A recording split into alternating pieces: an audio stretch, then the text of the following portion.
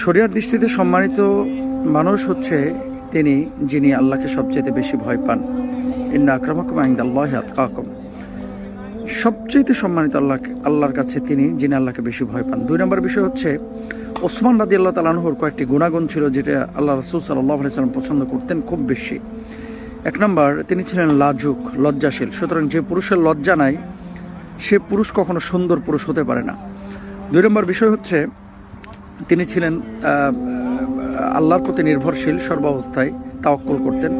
3 নম্বর ছিলেন তিনি দায়িত্ববান। 4 নম্বর তিনি সম্পদশালী, হালাল ওয়েতে তিনি উপার্জন করে সম্পদশালী হয়েছিলেন।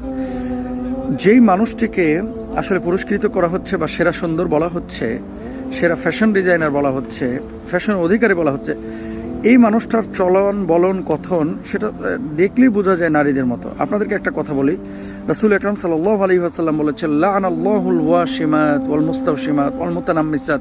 এরকম হাদিসের মধ্যে আছে যে সমস্ত পুরুষ আপনার নারীর মতো আকার আকৃতি ধারণ করে এবং তাদের মতো চলাফেরা করে, এদের উপর আল্লাহ লানত। সুতরাং কোনো পুরুষ যদি নারীর মতো চলে, কোনো নারী যদি পুরুষের মতো চলে, সে কখনো সুন্দর পুরুষ বা সে কখনো সুন্দরী নারী হতে পারে না। আমাদের সমাজে সূক্ষ্ম ষড়যন্ত্রের মাধ্যমে আসলে আমাদের পরবর্তী জেনারেশনকে ভুল মেসেজ দেওয়া হচ্ছে।